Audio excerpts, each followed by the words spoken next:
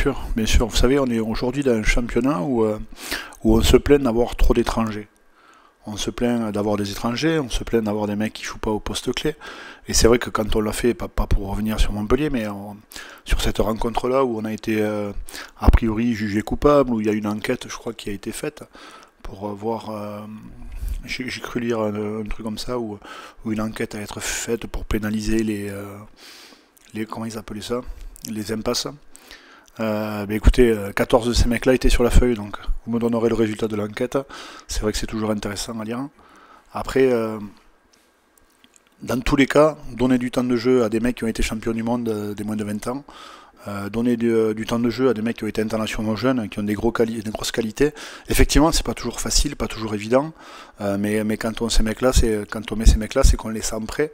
Et aujourd'hui, on a quand même le plaisir de voir des gamins de 22-23 ans en pilier gauche, des gamins de 18 ans en pilier gauche, des joueurs qui arrivent certes avec peu d'expérience, mais qui ont été champions du monde l'année dernière, par exemple au talon, des joueurs qui ont été champions du monde avec les trois quarts, qui commencent à intégrer les groupes, et c'est vrai que les juger trop vite ou juger le club qui les fait jouer trop vite est peut-être un petit peu difficile aujourd'hui pour notre rugby français, mais il va falloir quand même s'y faire, et en tout cas c'est la ferme volonté de notre club de faire jouer des jeunes, mais qui sont déjà quand même en grosse qualité, bien évidemment. On ne parle pas de faire prendre des risques à des joueurs ou de faire n'importe quoi, mais par contre la volonté de recréer un état d'esprit, d'avoir un capitaine qui a 23 ans aujourd'hui au Stade Toulousain, eh bien, c'est un fait marquant. Donc même si on a pu être jugé par certains par le passé, ce match-là, je ne vais pas vous dire il change finalement pas grand chose, mais c'est une étape qui est en train de se produire au niveau de notre club et une volonté de notre club. Donc aujourd'hui on est en train d'avancer. Je pense bien évidemment que le match du Leinster est un gros plaisir, une grosse fierté, bien évidemment, d'avoir battu le Leinster, mais on sait très bien que les lendemains peuvent être difficiles, on sait très bien que l'avenir immédiat ne sera pas toujours de l'acabit et de l'ordre du Leinster, mais on espère continuer à construire comme on est en train de le faire, et par contre à renouveler. On espère renouveler dans le futur de telles rencontres. Aujourd'hui, la réalité est que le rugby est un sport de combat, et que dans un sport de combat, si on ne respecte pas ses adversaires, on a quand même beaucoup de chances de passer à côté. Et des fois où on n'a pas eu ce réflexe-là, on est passé à côté. Donc on essaiera de faire en sorte, bien évidemment, que ce ne soit pas une chose qui arrive à Perpignan. Je crois que le manque de respect ne fait pas partie de la maison. On essaie de faire récupérer. On essaie vraiment de baser pas sur la fraîcheur, mais sur la récupération, la régénération. Et on a eu 2 jours off.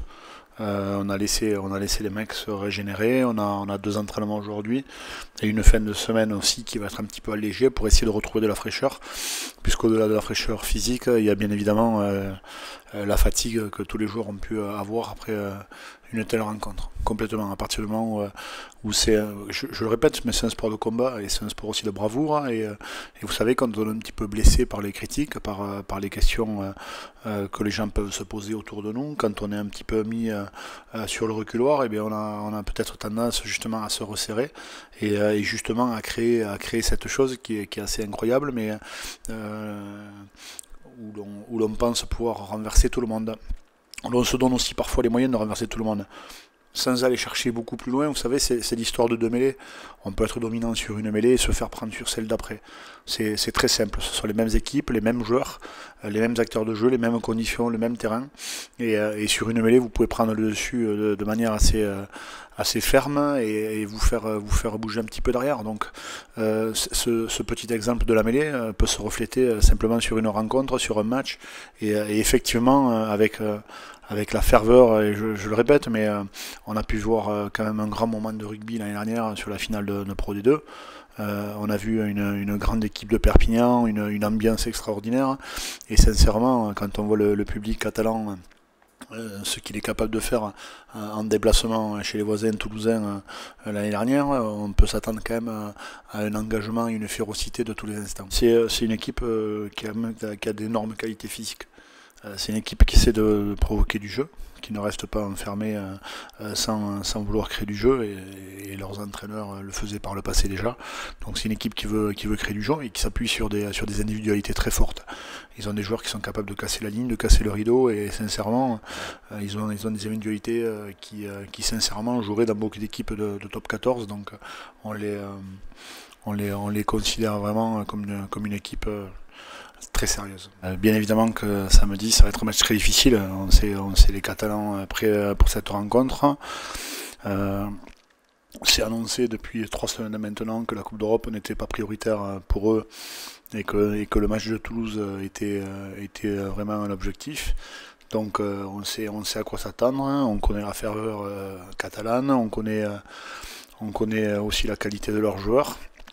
On a bien pu voir l'année dernière, puisqu'ils sont venus sur nos terres, l'engagement qu'ils sont capables d'y mettre et ceux qui sont capables de créer. Donc c'est un match que l'on appréhende et que l'on essaie de préparer compte tenu de notre dernière rencontre qui a eu lieu dimanche après-midi, de la meilleure des manières possibles. Mais je trouve que c'est une belle chose. J'ai eu la chance de faire un petit peu la même chose. Donc c'est vrai que d'avoir un club qui vous considère et qui vous donne les moyens de créer un petit peu votre vie, de vous accompagner dans votre vie, et ce de votre plus jeune âge jusqu'à la fin, eh bien, c'est encore une chance. Je crois que dans le monde professionnel aujourd'hui, on le voit aussi. Je pense à Aurélien Rougerie qui a pu faire un petit peu la même chose à Clermont.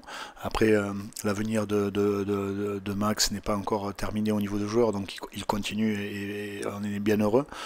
Mais c'est sûr qu'il est important de garder les joueurs qui ont marqué le club, qui ont marqué la mémoire du club, et qui restent là très longtemps. C'est vrai que d'avoir la chance de jouer pendant 20 ans dans la même équipe, porter le même maillot, je crois que c'est une très grande fierté, et je pense que par rapport aux jeunes joueurs, par rapport à tous les joueurs de notre équipe d'ailleurs, je crois que ça revêt vraiment une belle importance, un bel attachement au club, et ça prouve bien que l'attachement qui peut être fait aussi à un club, dans ce monde professionnel, je le répète, peut être tellement important parfois qu'on fait vraiment le choix de cœur, le choix de volonté, même si bien évidemment les arguments autour sont importants. BS Evasio est effectivement au niveau auquel on l'attendait, qui a pu surprendre du monde, puisque il faisait partie déjà des 14 joueurs qui étaient sur la feuille de match de Montpellier. Donc peut-être que ça surprendra du monde, mais Célevasio est un joueur à fort potentiel, en qui l'on croit depuis très longtemps et qui est en train de s'affirmer, qui continuera à s'affirmer dans le futur proche et immédiat très certainement, mais ce n'est que la confirmation et la continuité de ce qu'il est en train de faire depuis un petit moment maintenant. Ouais, non, le groupe reste assez stable. Effectivement, des retours de blessures. Je pense à François Cros la semaine dernière, par exemple, qui avait une petite alerte. Mais aussi on l'espère en tout cas, des retours de sanctions disciplinaires aussi, peut-être après avoir pour le week-end. Romain Ntamak, pour le moment, la décision n'est pas terminée, mais effectivement, il y aura une possibilité de l'utiliser. Et il a pris un doigt dans l'œil. Maxime Marmoz aussi, on est là ce matin, il faisait partie de l'entraînement, il était là, donc on attend de voir un petit peu l'évolution aussi. Vous savez, parfois 24 heures après, les mecs peuvent participer sur les rencontres, et là on en est, la décision finale n'est pas encore actée.